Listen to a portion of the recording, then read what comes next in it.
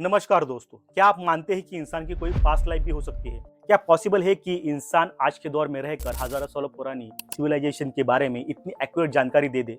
आज की कहानी है डॉर्थी लुईस एडी की, एक ब्रिटिश इजिप्टोलॉजिस्ट की, जिसने न सिर्फ एंशिएंट इजिप्ट के इतिहास के बारे में कमाल का योगदान दिया, बल्कि उसने ये भी क्लेम किया कि वो प्रिस्टेस थी प्राचीन मिस्र के एक मंदिर की। उसका नाम था ओम सेटी। ये सिर्फ इमेजिनेशन नहीं थी। डॉर्थी की लाइफ में कई ऐसे इंसिडेंट हुए जो आपकी सोच को हिला देंगे। डॉर्थी का जन्म 1904 में लंदन में हुआ। जब वो सिर्फ 3 साल की थी तो एक बड़ा सा इंसिडेंट हुआ। वो अपने घर की सीढ़ियों से गिर गई। डॉक्टर्स ने डिक्लेयर कर दिया डेड। पर कुछ समय बाद मिरेकल हुआ। डॉर्थी फिर से खड़ी उठी और जिंदा हो गई। लेकिन उसके बाद वो पूरी तरह से बदल चुकी थी। उसे अपने घर से अजीब सी एलियनाइजेशन महसूस होने लगी। वो बार बार कहने लगी I want to go home. उसके पेरेंट्स कंफ्यूज थे। होम मतलब यही तो उसका घर है। पर डॉर्थी का कहना था कि उसका घर मिस्र में है, एक बहुत बड़े स्टोन पैलेस में। जब वो 4 साल की थी तो उसके पिता उसको ब्रिटिश म्यूजियम ले गए। जैसे ही डॉर्थी ने एंशिएंट इजिप्ट के आर्टिफैक्ट्स देखे, उसकी आंखों में आंसू आ गए। और जब वो पहली बार सेटी की मूर्ति के सामने आई तो उसने उसे पहचान लिया। उसने कहा this is my king.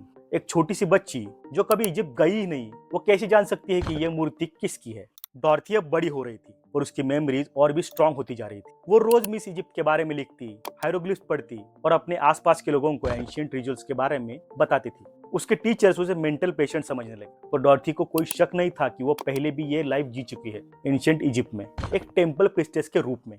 1930s में डॉर्थी ने एक इजिप्शियन मैन से शादी कर ली और कायरो चली गई। बस अब मानो उसकी मेमोरीज और भी वीड होती गई। उसने बताया था कि उसका पास्ट लाइफ में नाम था बेंतेशित और वो एबाडोस के टेंपल ऑफ सेटी में रहती थी। डॉर्थी ने टेंपल की ऐसी ऐसी डिटेल्स बताई जो किसी भी मॉडर्न आर्कियोलॉजिस्ट को पता नहीं थी। जैसे टेंपल में सीक्रेट गार्डन था, कुछ हिडन चेंबर्स उसका कोई रिकॉर्ड नहीं था, रिचुअल्स और चांट जो कहीं डॉक्यूमेंटेड नहीं थे। जब आर्कियोलॉजिस्ट ने एक्सकवेशन किया तब डॉर्थी की बताई हुई बातें एक एक करके सच साबित होने लगी। अब डॉर्थी ने खुद को ओम सेटी कहलवाना शुरू कर दिया, मतलब मदर ऑफ सेटी। उसका कहना था कि सेटी उसके पास अक्सर सपने में आते हैं। उन दोनों के बीच पास्ट लाइफ रोमांस भी था जो फॉरबिडन था, क्योंकि डॉर्थी टेंपल की प्रिस्टेस थी और ऐसे में उसका प्यार करना मना था। डॉर्थी ने बताया कि इसी वजह से उसे सुसाइड भी करना पड़ा था। अब आप सोच रहे होंगे कि क्या ये सब फिक्शन है, पर इजिप्ट के कई बड़े बड़े आर्कियोलॉजिस्ट ने यह कहा कि डॉर्थी की नॉलेज ऑथेंटिकेट थी और वो चीजें जानती थी जो हम डिकेड्स की रिसर्च से नहीं जान पाए। अब सवाल ये उठता है कि क्या डॉर्थी की कहानी प्रूफ है पास्ट लाइफ एग्जिस्टेंस का? साइंटिस्ट आज भी डिवाइडेड है।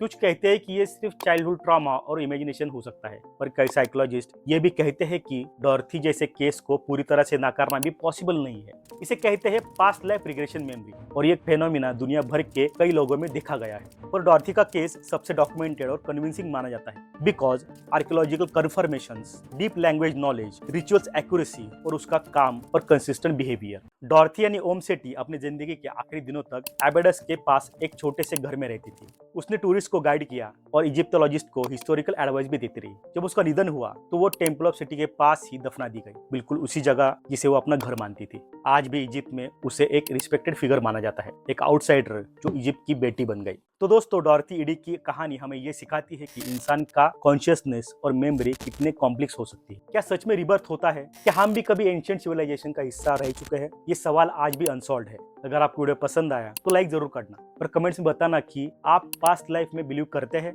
सब्सक्राइब कीजिए पंकज टॉक्स को और ऐसी डीप और मिस्ट्री स्टोरीज हमेशा हम आपके लिए लाते रहेंगे। मिलते हैं अगले वीडियो में। Thank you. जय हिंद।